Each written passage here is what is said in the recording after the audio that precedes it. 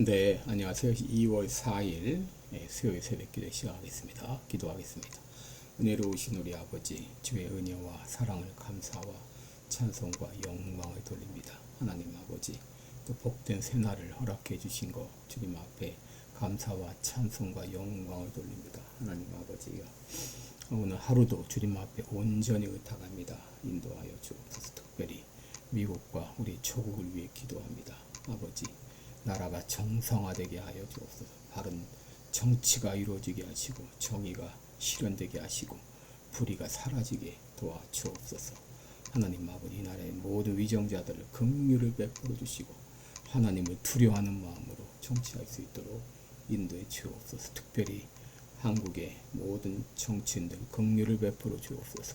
사명감을 가지고 애국심을 가지고 이 귀한 사역 감당할 수 있도록 은혜 베풀어 주옵소서. 오늘 하루도 주님 앞에 의탁하며 예수님의 이름으로 기도합니다. 아멘. 네, 찬송가 183장입니다. 빈들의 마른 풀같이 183장, 예전 찬송가는 172장입니다.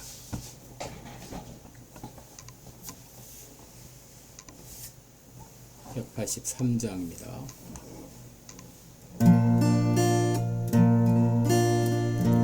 빈들의 마른 풀같이 시들은 나의 영혼, 주님의 허락한 성령 간절히 기다리네. 가물어 메마른 땅에 단비를 내리시듯 성령의 단비를 부어 새 생명 주옵소서. 반가운 빗소리 들려 산천이 춤을 추네. 봄비로 내리는 성령 내게도 주옵소서. 가물어 메마른 땅에 단비를 내리시듯 성령의 단비를 부어 새 생명 주옵소서. 절 따라 우로를 내려 조목이 무성하니 갈급한 내 심령 위에 성령을 부소서. 가물어 메마른 땅에 단비를 내리시듯 성령의 단비를 부어 새 생명 주옵소서. 참되신 사랑의 언약 어길 수 있사오랴.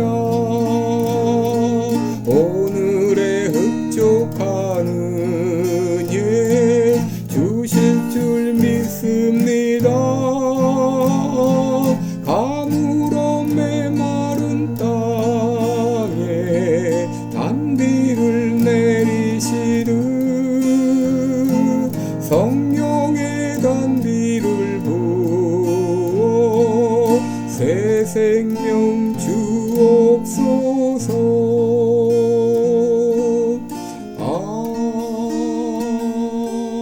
아멘.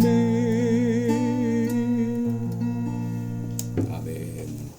네, 우리 오늘은 요한계시록 18장 5절로 10절까지 보겠습니다.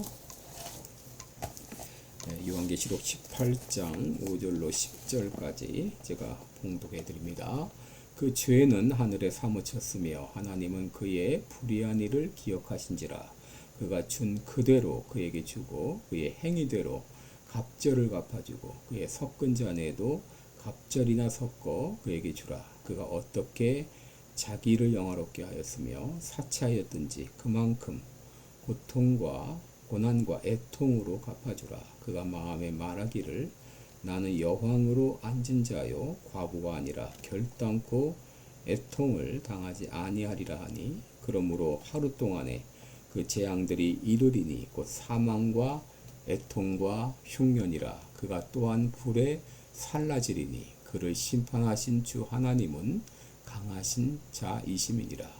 그와 함께 음행하고 사치하던 땅의 왕들이 그 불붙는 연기를 보고 위하여 울고 가슴을 치며 그 고난을 무서워하여 멀리 서서 가로되 화이또다 화이또다 큰 성 견고한 성 바벨론이여 이 시간에 내 심판이 이르렀다 하리오다. 아멘. 네, 10절까지 봉독해 드렸습니다. 네, 우리 오늘은 본문을 가지고 끌려 내려오는 건 하루면 충분하다, 이런 제목으로 함께 말씀을 나누겠습니다. 네, 오늘 이 본문은 계속해서 바벨론의 죄악상을 고발하고 그리고 형벌을 내리는 그런 내용입니다. 5절 보시면 그 죄가 하늘에 사무쳤다, 이런 말이 나오죠. 여러분 요나서 1장 2절에 보면 그 악독이 내 앞에 상달하였다는 말이 나오고, 또 출애굽기 2장 23절에 고역으로 인하여 부르짖는 소리가 하나님께 상달했다, 그런 말이 나옵니다. 야고보서 5장 4절에 추수한 자의 우는 소리가 만군의 귀에 들렸다, 이런 말이 나옵니다. 여러분 이런 구절들이 우리에게 말해주는 바는 뭐냐? 하나님은 보지 않는 것 같아 다 보고 계십니다. 하나님은 듣지 않는 것 같아도 다 듣고 계신다고 하는 것이죠. 이 죄가 하늘에 사무쳤다, 이 말은 이 바벨론의 죄악이 얼마나 심각한지를 보여주고 있습니다. 결국 하나님의 그 참 심판의 그 지점까지 이 죄가 도달했다, 그런 말이죠. 그래서 여기 보면 하나님께서는 불의한 일을 기억하신다 그랬는데, 여러분 이것은 잊었다가 기억이 났다, 그런 말이 아닙니다. 죄에 대해서 오래 참으셨다가 결국 심판의 날이 이르렀다, 그런 말입니다. 그러니까 성경에서 하나님께서 기억하신 바 됐다, 이 말은 자비든 심판이든 하나님의 행동으로 이어지는 것을 말하는데, 창세기 8장 1절 보면 하나님께서 노아를 기억하시고 홍수를 끝내셨습니다. 오늘 본문에 바벨론의 죄악을 기억하신다는 것은 이제 심판의 때가 이르렀다 하는 말입니다. 왜 그렇습니까? 이 공의로우신 하나님께서는 결코 죄를 영원히 묵과하실 수 없기 때문이죠. 그러기에 하나님께서는 바벨론의 죄를 열거하신 다음에 선고를 내리십니다. 6절을 보면 그가 준 그대로 그에게 주고 그의 행위대로 갑절을 갚아주고 그의 섞은 잔에도 갑절이나 섞어 그에게 주라 라고 말했습니다. 이 말은 문자 그대로 하면 그가 행한 것에 2배로 갚아주라는 그런 말이죠. 이 2배라고 하는 표현은 바벨론의 악행과 우상 숭배에 대해서 하나님의 심판이 철저하게 이루어질 것을 우리에게 말해주는 것이죠. 6절에도 그가 섞은 잔에도 갑절이나 섞어 그에게 주라, 이런 말이 나오는데, 여러분 성경에서 이 잔이라고 하는 말은 하나님의 진노와 심판에 상징합니다. 그리고 갑절이라고 하는 표현은 심판의 강도와 확실성을 말하죠. 바로 그가 섞은 잔이라는 이 표현은 바벨론이 받는 형벌과 이 심판이 자신들이 지은 죄의 직접적인 결과인 것을 우리에게 보여주고 있습니다. 그럼 7절에서도 바벨론이 지은 죄와 형벌을 언급하고 있는데, 7절 보면 그가 어떻게 자기 일을 영화롭게 하였으며 사치하였든지 그만큼 고난과 애통으로 갚아주라. 그가 마음에 이르기를 나는 여왕으로 앉은 자요 과부가 아니라 결단코 애통을 당하지 아니하리라, 이렇게 말한다고 했습니다. 여러분 이 바벨론은 자기 스스로 영어롭게 하고 사치하였다고 그랬습니다. 그리고 스스로를 신격화했습니다. 나는 여왕으로 앉은 자여 과부가 아니기 때문에 결단코 애통을 당하지 않을 것이다. 나를 해할 자는 아무도 없을 것이다. 나는 결코 심판을 받지 않을 것이다 하는 높은 줄 모르고 교만이 하늘에 닿았죠. 바벨론이 대제국을 이루자 바벨론은 결코 망하지 않을 것이라고 장담했습니다. 이사야 47장 7절을 보면 내가 영원히 주모가 되리라 하며 그 종말도 생각하지 않았다라고 말합니다. 그런데 이에 대해서 하나님 말씀하시죠. 그만큼 고난과 애통으로 갚아주라. 여러분, 하나님께서는 악인의 악행을 결코 묵과하지 않으십니다. 반드시 갚아주십니다. 또 8절에 보시면 하나님의 심판은 갑작스럽고 예상치 못하게 이루어질 것을 말씀하십니다. 그러므로 하루 동안에 그 재앙들이 이르리니 곧 사망과 애통과 흉년이라. 그가 또한 불에 살라지리니 그를 심판하신 주 하나님은 강하신 자심이니라 라고 했습니다. 어떻게 심판하십니까? 사망과 애통과 흉년으로 그리고 불이 임함으로 말미암아 바벨론을 심판하시겠다고 말씀하시고 이런 재앙들이 순식간에 이루어질 것을 말씀하십니다. 이렇게 바벨론 심판이 임하자 바벨론과 함께 음행하고 사치하던 이 주변 왕들은 그 불붙는 연기를 보고 울고 가슴을 치면서 고난을 무서워하면서 말합니다. 10절을 보면 화이또다 큰 성 견고한 성 바벨론이여 일시간에 내 심판이 이르렀다 하리로다. 일시간에 내 심판이 이르렀다. 여러분, 일시간이라는 말은 미아호라라는 말인데요. 이거는 영어로 말하면 싱글데이, 싱글아워를 말합니다. 순식간에 심판이 집행된다고 하는 말이죠. 여러분, 오늘 본문의 이 바벨론은 당시 로마 제국의 상징이죠. 로마 제국이 대제국을 이루고 하늘 높은 줄 모르고 교만하고 사치하고 음행하고 하나님을 반역하고 믿음의 성도들을 핍박했습니다. 이것 때문에 당시 많은 그리스도인들이 핍박을 받고 또 순교를 당했습니다. 그러나 하나님께서 로마 제국의 죄악상을 다 보고 계셨고 때가 되매 하나님께서 로마 제국을 심판하신다는 그런 내용이죠.